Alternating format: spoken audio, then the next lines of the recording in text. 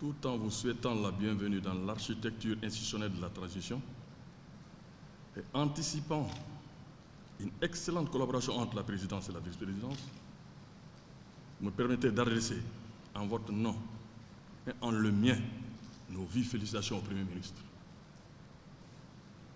Chef de gouvernement, sa nomination le 27 septembre 2020 n'est pas indifférente. Elle constitue un jalon en ce tournant capital de notre évolution en tant qu'État. Nul doute qu'il est le premier à en être conscient. Monsieur le Premier ministre, chef de gouvernement, le choix porté sur votre personne se justifie amplement. Il s'explique par votre riche carrière qui vous aura permis d'acquérir une solide connaissance de l'administration publique et des arcanes de la diplomatie. Ce sont autant d'atouts décisifs en ce temps où notre réussite collective dépend de notre aptitude à négocier, notre volonté d'aller au consensus et notre capacité à nous rassembler. Je ne doute pas qu'en homme de mission, vous avez pris l'exacte mesure de la responsabilité qui est désormais vôtre. Les pays demandent des résultats et nous leur avons promis des résultats. Votre gouvernement doit donc se mettre immédiatement à la tâche. Vous lui avez fixé les caps le mardi 6 octobre lors du premier conseil de cabinet que vous avez tenu avec les ministres. Le gouvernement est sous votre autorité, votre entière autorité. Évaluez-le de manière régulière, méthodique et rigoureuse. N'ayez aucune tolérance pour l'insuffisance de résultats, le manque de solidarité gouvernementale, l'inobservance des règles de la comptabilité publique. Là-dessous, vous aurez tout mon soutien. Mesdames et messieurs les ministres, à vous toutes, à vous tous, il me plaît de réitérer mes chaleureuses félicitations. Votre choix est dû à vos compétences propres ainsi qu'à votre engagement. À tirer le Mali vers le haut, cette tâche sera ardue, mais la mission est noble et exaltante. La charte nationale et la feuille de route de la transition, issue de la grande concertation qui a rassemblé les Maliens les 11, 12 et 13 septembre dernier, balisent notre chemin. Nous avons donc des missions précises. Notre pays doit renouer avec la pleine légalité constitutionnelle, avec un président de la République élu dans les délais prescrits et si possible avant. Le grand bond en avant est également indispensable dans le domaine de la lutte contre le terrorisme et le crime organisé. Nous le devons à ce pays qui nous a fait confiance et nous le devons aux centaines de soldats maliens comme des forces alliées tombées au front ainsi qu'à la mémoire de nombreux civils disparus.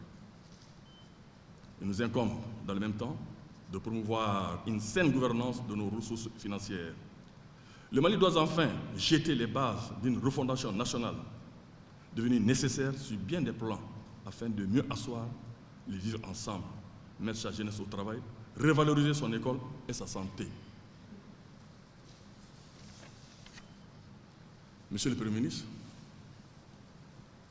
chef du gouvernement, mesdames et messieurs les ministres, tout cela, nous devons nous y attaquer en 18 mois. Il y a ce que nous devons réaliser entièrement, car c'est l'essence de la transition. Je parlais des élections générales, référendaires, présidentielles et législatives. Chaque pas que vous posez doit davantage rapprocher le Mali de l'échéance d'élections organisées dans la transparence, dans la régularité, dans le respect des textes et instruments qui régissent les élections. J'allais dire, dans le respect scrupuleux des normes démocratiques, afin que les vaincus félicitent les vainqueurs.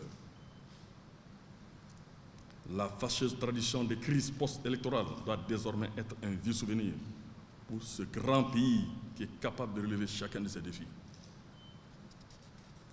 Faites en sorte que les textes qui doivent être relus le soient. Faites en sorte que le fichier électoral ne soit plus source de controverses et de divisions, mais au contraire, l'objet d'un consensus vérifié. Faites en sorte que le cours des élections soit conforme aux maigres moyens d'un pays en guerre contre le terrorisme, la maladie, la faim et la pauvreté. Faites en sorte, enfin, que la transition soit le plus neutre possible entre les candidats et veillez à l'application correcte du code électoral. Mais, même tenir ces élections, il est des missions qui nous incombent de continuer, voire de renforcer. La sécurisation et la stabilisation du territoire national et de celle-ci. Il vous faudra prêter une attention particulière à cette question. Depuis 8 ans, nous sommes en guerre. C'est une guerre que nous n'avons pas voulu. Il n'y a pas d'autre choix que de la faire sans faiblir, de la faire quoi que nous en coûte. Les moyens de nos forces de défense et de sécurité méritent d'être renforcés. En même temps, les faiblesses au niveau de la stratégie doivent être corrigées et les failles humaines combattues. L'ennemi est connu, les vaincre est possible. À défaut de gagner tout de suite cette guerre que j'essaie de longue haleine, nous devons remporter des victoires rassurantes. Dans le temps qui nous est imparti, nous devons extirper de nos rangs les soldats qui ne font pas honneur à la tenue. Les exactions contre les civils, je reviens dessus, ne peuvent être que combattues. Leurs auteurs doivent être recherchés et jugés. L'armée doit assurer le peuple. Elle n'a pas d'autre vocation. Monsieur le Premier ministre, la dimension politique de la grave crise que nous traverse notre pays ne peut être passée sous silence. À cet effet, la mise en œuvre de l'accord pour la paix et la réconciliation doit être redynamisée sans tarder, autant que doivent être encouragées les initiatives concourant au retour de la paix et d'y vivre ensemble au centre du Mali. La paix est le but. Tout le reste doit concourir à l'atteinte et à la préserver. Notre crise multiforme appelle, tout le monde en convient, une refondation de l'État. La transition sera trop courte pour voir aboutir les réformes que cette refondation implique. Mais l'État est continuité et une grande part du travail est faite, comme les travaux du dialogue national inclusif le démontrent. J'ai promis l'opérationnalisation des mécanismes de suivi de la mise en œuvre des recommandations de cet important forum qui a été salué comme un grand moment de notre histoire. Je vous saurai gré de la diligence avec laquelle cette promesse sera réalisée. Monsieur le Premier ministre, le vice-président et moi-même attachons le plus grand prix à l'exécution diligente des missions de la transition. Notre honneur est dans notre intégrité. L'avenir de la jeunesse malienne est dans notre intégrité. Le destin du pays est dans notre intégrité. Il n'y a aucune possibilité pour moi de transiger sous cet impératif. Aucun d'entre nous ne sera au-dessus de la loi. Notre seule raison d'être est de travailler à satisfaire notre peuple. C'est le serment que j'ai prêté, je n'y dérogerai pas.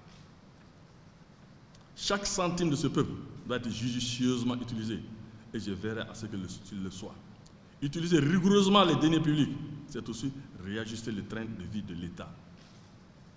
Le combat contre le fléau de la corruption sera concession aucune et doit se faire d'abord par notre propre irréprochabilité en tant que dirigeant.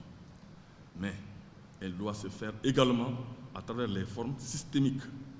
Il est de ce fait nécessaire que le gouvernement puisse avancer sur certains sentiers évoqués dans les journées de concertation nationale, plus récemment au cours des forums antérieurs.